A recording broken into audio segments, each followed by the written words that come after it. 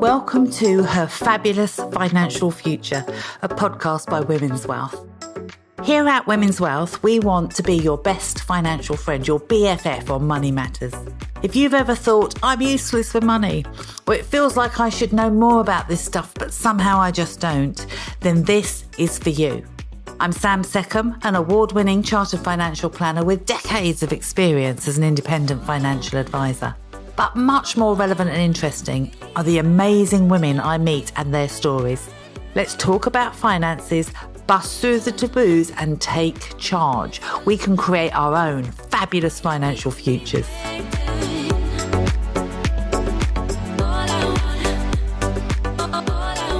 So, Eva, thank you so much for agreeing to have a bit of a chat with me.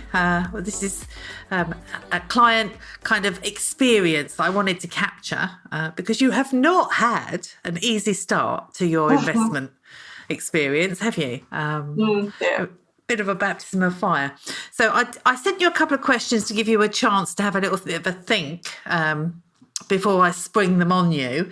And the first thing I wanted to check with you was, why were you actually looking around for advice? What had made you kind of think, it's time to get a financial advisor? Yes, I've been thinking about it for quite some time in terms of, what should I be doing with my money?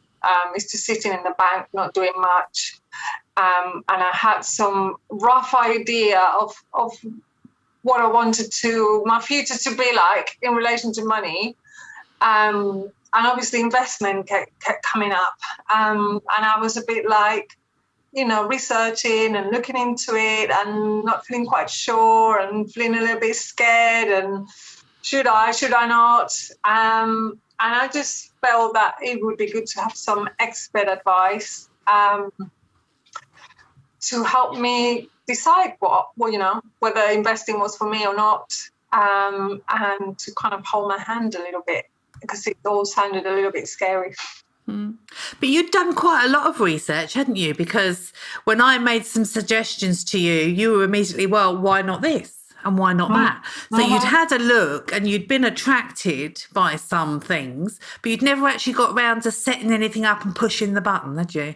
Yes, no, I got very close, but every time at the last minute I was like, no, maybe it's not, the right thing or the right product or the right whatever.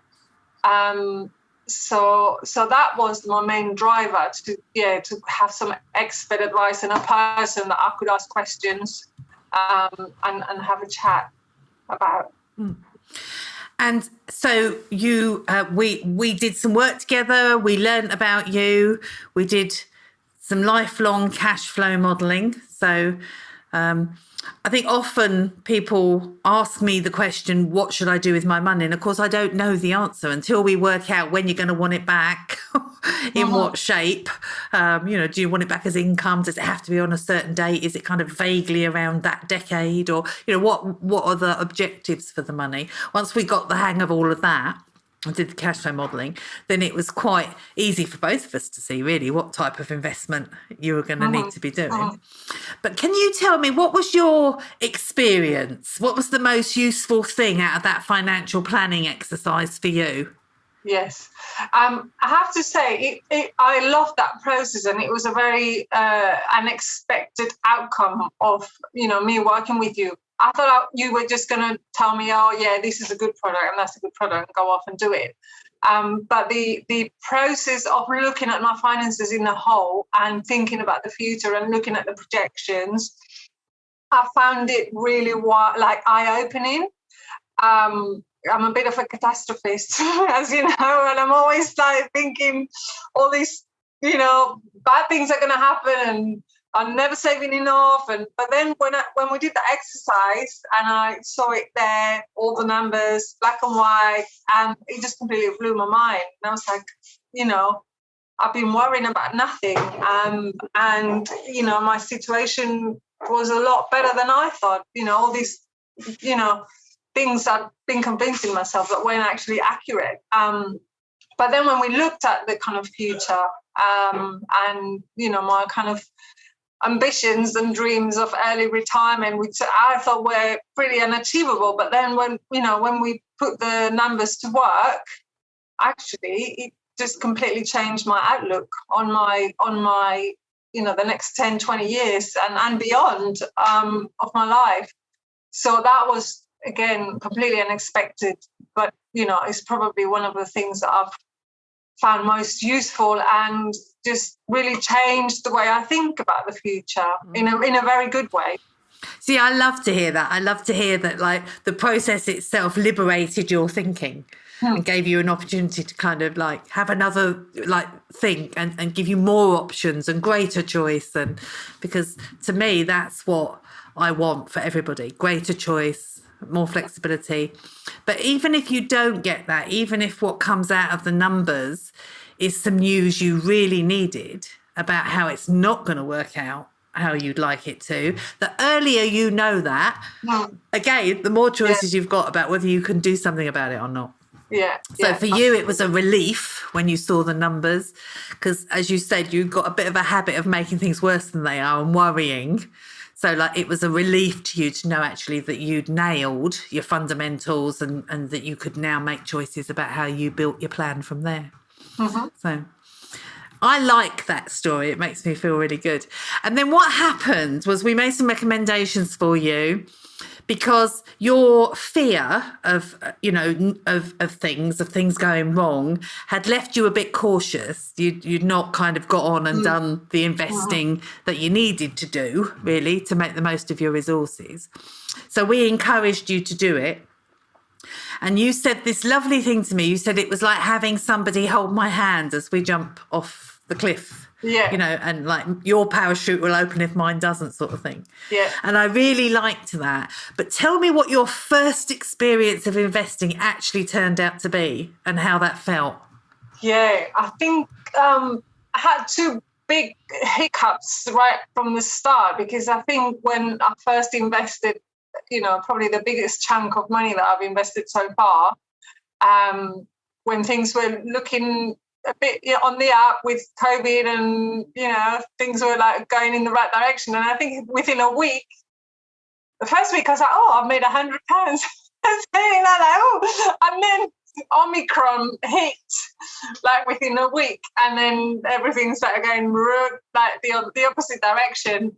And I started, I was like, okay, so this is all of a sudden very quickly going in the opposite direction. And I think I sent you a message, didn't I, within a few weeks. And I was like, I know, I kind of like answered my own question, that probably this is the time where remember when you told me, not to keep looking every day and to kind of just stop looking at it, which is what I did. And then, that happened. And then it kind of like, I stopped looking at it and maybe like once a month checking in, and it was not getting a lot worse, but not getting better. And then I think what happened within a couple of months, then the war started. And obviously that's very, very tragic and sad news, but also had an impact on the financial markets. And then things started nosediving again. And then you started sending me the emails about it's gone below a certain percentage, which you had to notify me on. And can you imagine how I felt at that moment in time, knowing how nervous you were about investing, having to write to you to say it's fallen by more than 10%, knowing that would make you panic? But it's a requirement of us to let you know. We don't have to tell you if it goes up 10%, but we do have to tell you if it goes down. You'll tell me though. Well, we don't tend to really, not until the review do we look at the value. We don't look at it kind of too often, but we have to send you that letter, which scares everyone to death. But when we actually set that portfolio up, we always knew it could fall by more than 10%. We chose it, didn't we? Because you can tolerate more than 10%. And my mind, after I think my first wobble was when the Omicron. That was a bigger wobble. But then I made up my mind. I kind of had a pep talk with myself, and I said, look, you lock in this money in there for at least 10 years. So really what happens now is completely irrelevant. Unless it gets to a point where you tell me I've got zero, and then obviously if I've got zero, it can't grow. So until such point, there's going to be blips, and whatever's happening today is irrelevant in 10, 15 years time. So I just at the moment, I just don't look at it. I just, it's there, and I'm investing every month. And so that's a really important point, isn't it? Because where it's been low over the last few months, you've been actually buying into it at bargain prices. Yeah. So that you're going to see the benefit of that when the markets turn and start going upwards. We call it pound cost averaging, but it's like a really, really useful thing to remind yourself, when markets aren't valuing really great and you're still paying in, I'm buying myself some bargains, just like reassure yourself to kind of do a bit of work on that catastrophe outcome, to give it the positive influence. The positive vibe. Yeah. Okay. So what do you think other women might get out of taking on a financial advisor and going through the experience? I think knowledge is power, and and it gives you freedom. And whether it's good news or bad news is what you said earlier. Once you know, you can do something about it, and you can take control of your future. And having someone there that's going to help you along the way, especially if you have to make some decisions that feel a little bit scary. Also, I think learning a lot. You've been amazing at explaining everything and answered all the questions that I had. So I've also learned myself throughout the process. So I think other women would also benefit from that. And I love the fact that you specialise in working with women, because again, you think about a financial advisor, is he going to be a man? Is he going to be patronising? And is he going to be kind of forcing me to do things that maybe, but you've been really understanding and really, I've never felt like you were pressuring me to do anything. I don't know, I think maybe because you relate more to how some women might feel about money and finances and things like that. I think some of it is in the way that the service charges as well. So it matters not to me whether you invest or not, I still get paid. Yeah. And it doesn't matter to me whether you do a little bit or a lot, I still get the same money. So there's no kind of levers encouraging me to kind of make you or wanting you to do anything that's not absolutely right for you. And it's a very nice way to work with people. And I love what you said, because we really want to empower people with knowledge, information, choice. So it isn't just a question of, we're the experts, do as you're told. It's we're the experts and we're going to help you understand why this really works for you. So that you actually get, as you say, that transfer of information that's relevant to you. Yeah. I love that you asked the questions. It showed me that, you were engaged and interested and learning. So I think it's really important. Thank you. Thank you for posing the questions. And I think the other thing I was going to say, I find your model quite attractive as well, is because when you think about paying up front, which most financial advisors, you have to pay like £1,000, £2,000, whatever, £3,000 up front, it feels like a lot up front in all that. But you offer monthly payments, which is a lot more, it feels less of a shock, and it feels more affordable. And I think we like the idea also of being around and being accountable long term.